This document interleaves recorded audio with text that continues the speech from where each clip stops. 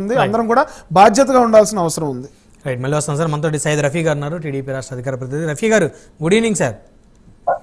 నమస్తే సార్, చెప్పండి. సో రఫీ గారు, విపత్తులు వచ్చినప్పుడు ఎలాంటి చర్యలు తీసుకోవాలి? సో ఒకరికొకరు పార్టీలు నిందించుకోకుండా మీ ప్రభుత్వంలో ఇలా జరిగింది, జగన్మోహన్ రెడ్డి గారి ప్రభుత్వంలో రోడ్ల విషయంలో కాస్త నిర్లక్ష్యం జరిగిన మాట వాస్తవం. ఇది మీ ప్రభుత్వం వచ్చింది, కూటమి ప్రభుత్వం, మీరేం చేయబోతా ఉన్నారు? సో నేషనల్ హైవే మీద కూడా ఈ విధంగా చెరువులు తలపించే విధంగా ఈ విధంగా వర్షాలు వచ్చినప్పుడు అన్ని స్టక్ అయిపోవడం కారణాలు ఏంటి? ఏం జాగ్రత్తలు తీసుకుంటే బాగుంటుంది అంటారు? నమస్కారం అండి, మీకు అలాగే ప్యానెల్లో ఉన్నటువంటి మిత్రులకి, ప్రైమ్ లైన్ వీక్షకులందరికీ కూడా శుభ సాయంత్రం. సార్, నిన్న ఇవాళ పడుతున్నటువంటి వర్షాలు చాలా పెద్ద వర్షం. బంగాళాఖాతంలో వచ్చినటువంటి తుఫాను అది రేపు తీరం దాటుతుందని చెప్పేసి అంటున్నారు. విజయవాడలో అయితే, విజయవాడ గుంటూరులో అయితే పెద్ద వర్షం. మొత్తంగా ఈ మధ్యకాలంలో ఇంత పెద్ద వర్షం ఎప్పుడు జరగలేదు, రాలేదు. ఇలాంటి పెద్ద వర్షాలు వచ్చినప్పుడు కొన్ని ప్రాబ్లమ్స్ వస్తాయి. ఇప్పుడు కొండ చర్యలు విరిగిపండి. విజయవాడలో దాదాపు 2-3 లక్షల మంది ఈ కొండల మీదే నివాసం ఉంటారు. 4-5 కొండలు ఉన్నాయి. కొండ చర్యలు విరిగినాయి. మనం వాయనాడులో చూసాం, అక్కడ కూడా విపత్తు చెప్పి రాలా. దాదాపు 1000 మంది చనిపోయారు, ఇళ్ళని కూలిపోయింది. ఈ ప్రకృతి వైపర్యం వచ్చినప్పుడు నష్టం జరుగుద్ది, దాన్ని ఎవరు ఆపలేరు. రెండోది ఏంటంటే, ఇప్పుడు విజయవాడలో 4 చనిపోయారు, గుంటూరులో కారు కొట్టుకుపోయి 2 పిల్లలు, ఒక టీచరు ఆ కారులో చనిపోయారు. మొన్న అంతకుముందు విశాఖపట్నం పాడేరు దగ్గర ఇలాగే అక్కడ పొంగినటువంటి వాగు దాడుతూ ఒక టీచరు బైక్ లో నుంచి అలా కొట్టుకొని వెళ్ళిపోయారు. ఇవన్నీ జరుగుతూ ఉంటాయి. కాకపోతే ఏంటంటే, ప్రభుత్వాలకి ఉన్నటువంటి ఆర్థిక స్తోమత ఇటీవల కాలంలో తగ్గిపోయింది. ఎందుకంటే సంక్షేమ పథకాల వైపుకి ప్రభుత్వాలు అన్నీ వెళ్ళిపోయాయి. మా ప్రభుత్వాన్ని కాదు, గతంలో ఉన్న ప్రభుత్వం అన్నీ కూడా ఈ ఓటు బ్యాంకు రాజకీయాల వైపుకి వెళ్ళిపోయి ఇన్ఫ్రాస్ట్రక్చర్ డెవలప్మెంట్ తగ్గిపోయింది ఒక రకంగా చెప్పాలని. ఈ కొండ చర్యలు విరిగిపడటం అనేది చాలా ప్రమాదకరం. ఇలాంటి పెద్ద వర్షాలు వచ్చినప్పుడు అక్కడ ఆ కొండ చుట్టూ ఉండేటువంటి మట్టి కరిగిపోయి ఆ రాయి జారిపోతుంది. సరే, ప్రభుత్వాలు చెప్తారు, మీరు వర్షాలు వస్తే మీరు ఖాళీ ఎక్కడికి వెళ్తారా, వాళ్ళు ఖాళీ చేసి వెళ్ళలేరు. ఇప్పుడు ఇవాళ పొద్దున 6 గంటల నుండి చంద్రబాబు నాయుడు గారు కలెక్టర్లతో మాట్లాడుతూ ఉన్నారు, మొత్తం అధికారులతో మాట్లాడుతూ ఉన్నారు. సహాయచరులు వాళ్ళకి 5 లక్షల రూపాయలు ఎక్స్గ్రేషియా ప్రకటించారు. ఈ వర్షంలో కూడా అనుకున్న ప్రకారంగా ఈ పెన్షన్ ఏదైతే ఉందో అది డిస్ట్రిబ్యూషన్ చేశారు. చంద్రబాబు నాయుడు గారు ఓర్వకల్లు వెళ్ళారు. ఇలా జరుగుతూ ఉంది. అయితే ప్రపంచ బ్యాంకు నుండి మనకి నిధులు వస్తా ఉన్నాయి. మనం చూస్తే ఈ రాష్ట్రంలో 3 రకాల రోడ్లు ఉన్నాయి. 1 జాతీయ రహదారులు, 2 రాష్ట్రీయ రహదారులు, 3 జిల్లా రహదారులు. సరే, జాతీయ రహదారులు బాగానే ఉన్నాయి. ఈ రాష్ట్ర రహదారులు, జిల్లా రహదారులు బాగా దెబ్బతిన్నాయి. ప్రభుత్వం వాటిని ఇమ్మీడియట్ గా చేసేటువంటి పరిస్థితి ఉంటుంది. రాష్ట్ర రహదారుల్లో టోల్ గేట్స్ పెట్టుకుని పీపీపీ పద్ధతిలో వాటి నిర్మాణం చేస్తే తప్పితే ఇమ్మీడియట్ గా ప్రజలకు ఉపయోగం జరిగేటువంటి పరిస్థితి లేదు. జిల్లా రహదారులు రాష్ట్ర ప్రభుత్వం వరకు వాటిని ఆ గుంతలు పూడ్చి దారిలోకి తెచ్చే పరిస్థితి ఉంటుంది. మా ప్రభుత్వం అధికారంలోకి వచ్చిన తర్వాత దీని మీద పెద్ద ఎక్సర్సైజ్ జరిగింది. అయితే ఈ వర్షాకాలం పోయిన తర్వాత దాన్ని ప్రారంభించాలని చెప్పేసి మేము భావించాం. ఎందుకంటే ఈ పని ప్రారంభించి మళ్ళీ వర్షం వస్తే చేసిందంతా కొట్టుకుపోతుంది. ప్రజలు చాలా ఇబ్బంది పడుతూ ఉన్నారు. ఇప్పుడు గేట్లు కొట్టుకుపోతే ఆ నాయుడు గారు దగ్గరుండి తుంగభద్ర గేట్ కి మరమ్మతు చేశాడు. ఆయన్ని సలహాదారుగా తీసుకోవడం కూడా జరిగింది. ఎందుకంటే చాలా గేట్ల పరిస్థితి అలాగే ఉంది. గ్రీజు పోయకుండా గేట్లు మన పులిచింతల్లో గేట్ ఒకటి కొట్టుకుపోయింది. అలాగే అన్నమయ్య ప్రాజెక్టే కొట్టుకుపోయి. ఇవన్నీ కూడా జరిగినాయి కాబట్టి ఒక మంచి సలహాదారుని పెట్టుకొని ఆ కార్యక్రమం చేయడానికి ముందుకెళ్తా ఉన్నాం. అయితే ఇవాళ కేంద్రం నుంచి ఓ మంచి సహకారం మన రాష్ట్రానికి లభిస్తుంది. అదేంటంటే అంటే ఇందాక జనసేన ప్రతినిధి చాలా విషయాలు చెప్పారు.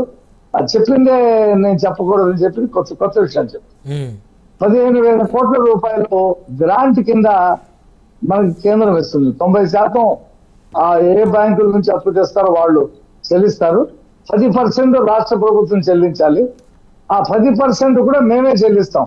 ఇదంతా కూడా 50 సంవత్సరాలు. 15,000 కోట్ల రూపాయలు రాజధాని నిర్మాణానికి వస్తున్నాయి.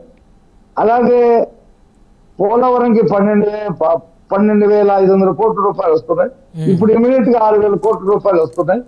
రెండోది ఈ రహదారుల మీద కూడా 8 రహదారులు శాంక్షన్ చేయడం జరిగింది. ఒక పెద్ద హైవే అనంతపురం నుంచి అమరావతికి 6-వే హైవే శాంక్షన్ చేయడం జరిగింది.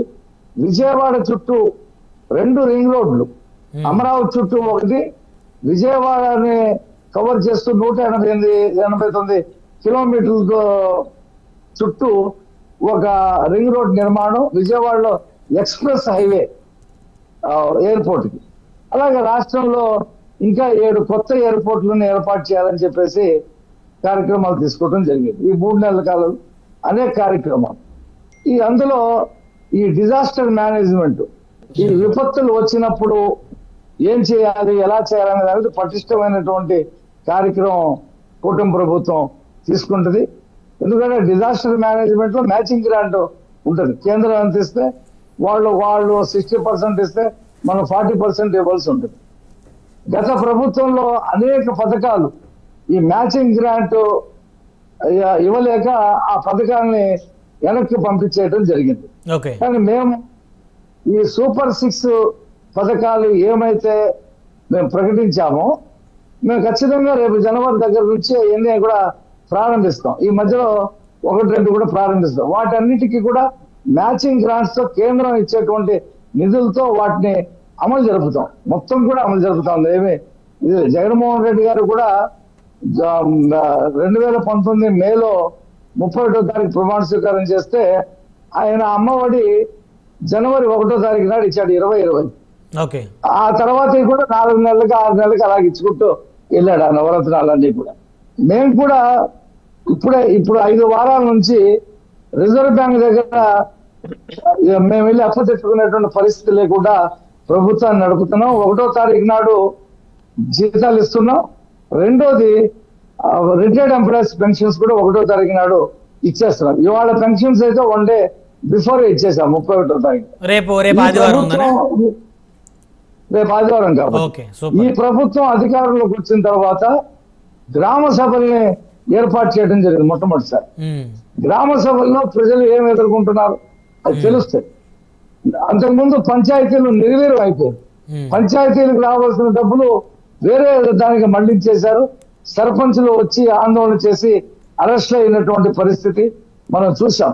గ్రామ సీమల్ని ప్రజల నుంచి ఎన్నుకోబడినటువంటి బాడీస్ వాళ్ళు గ్రామ సభ పెట్టుకొని ఆ గ్రామానికి ఏం కావాలి దానికి డబ్బులు కనుక కేటాయిస్తే వాళ్ళు ఆ గ్రామాన్ని అభివృద్ధి చేసుకుంటారు. అది గతం నుంచి అది మహాత్మా గాంధీ సూచించినటువంటి విషయము. అది దాన్ని మేము పటిష్టం చేయబోతా ఉన్నాం. ఖచ్చితంగా 1 సంవత్సరం కాలంలో ఈ అభివృద్ధి అనేది ఖచ్చితంగా మన కళ్ళ ముందు ఉంటుంది. ఇలాంటి విపత్తులు వచ్చినప్పుడు కూడా ఆ విపత్తుల్ని తట్టుకునేటువంటి పరిస్థితిలో మేము నిర్మాణాలు చేయడం జరుగుతుంది. అలాగే మీరు చూడండి, హుద్హుద్ తుఫాన్ వచ్చినప్పుడు చంద్రబాబు నాయుడు గారు విశాఖపట్నంలో ఉండి 10 days లో రెస్టోర్ చేయడం జరిగింది. అలాగే శ్రీకాకుళంలో తుఫాన్ వచ్చినప్పుడు అక్కడ ఉండి చేయడం జరిగింది. పక్క రాష్ట్రం ఒరిస్సాలో తుఫాన్ వచ్చి దెబ్బతిన్నప్పుడు ఆంధ్రప్రదేశ్ నుంచి ఎలక్ట్రీషియన్స్ ని ఎలక్ట్రికల్ పరికరాలు పంపించే వాళ్ళకి సాయం చేయడం జరిగింది. రెండోది ఏంటంటే ఉత్తరాఖండ్ లో వరదలు వచ్చి మన తెలుగు వాళ్ళందరూ చిక్కుంటే చంద్రబాబు నాయుడు గారు అక్కడ ఉండి వాళ్ళందరినీ తీసుకురావడం జరిగింది. ఇలాంటి విపత్తులు జరిగినప్పుడు వాటిని ఎదుర్కొనే సరైనటువంటి కార్యాచరణ ప్రణాళిక చేయగలిగినటువంటి శక్తి ముఖ్యమంత్రి చంద్రబాబు నాయుడు గారికి ఉంది. ఖచ్చితంగా ఈ 5 సంవత్సరాల్లో మేము చేసేటువంటి అభివృద్ధి, ఇరిగేషన్ ప్రాజెక్టులు కంప్లీట్ చేయటం, రోడ్లు కంప్లీట్ చేయటం, అలాగే విద్యా సంస్థల నిర్మాణం చేయటం, ఇవన్నీ కూడా జరుగుతాయి. రాజధానిని నిర్మాణం చేయటం కూడా జరుగుతుంది. ఈ అభివృద్ధి ఖచ్చితంగా మేము చేసి చూపిస్తాం. రానున్న కాలంలో ఇలాంటి డిజాస్టర్ మేనేజ్మెంట్ పటిష్టం చేసి ఈ విపత్తులు వచ్చినప్పుడు ఇమ్మీడియట్ గా వాళ్ళు యాక్ట్ చేసి ప్రజల ప్రాణాలు రక్షించడానికి, ఆస్తులు రక్షించడానికి చర్యలు తీసుకుంటాం. మా నారాయణ గారు మున్సిపల్ శాఖ మంత్రి చెప్పారు. ఆంధ్రప్రదేశ్ లో కూడా హైదరాబాద్ హైడ్రా తరహా ఒక కమిటీని ఏర్పాటు చేసి ఈ ఆక్రమణలకి గురైనటువంటి వాటిని తొలగించేటువంటి కార్యక్రమం ఇక్కడ కూడా చేయాలని చెప్పేసి మేము భావిస్తా ఉన్నామని చెప్పారు. అది కూడా భవిష్యత్తులో జరిగి ఒక పద్ధతి ప్రకారంగా ఈ ఆంధ్రప్రదేశ్ ని ముందుకు తీసుకెళ్ళినటువంటి పరిస్థితి. మళ్ళీ వస్తారండి. మనతో కారు మంచి రమేష్ గారు ఉన్నారు, వైసీపీ నాయకులు. రమేష్ గారు, గుడ్ ఈవినింగ్ సార్.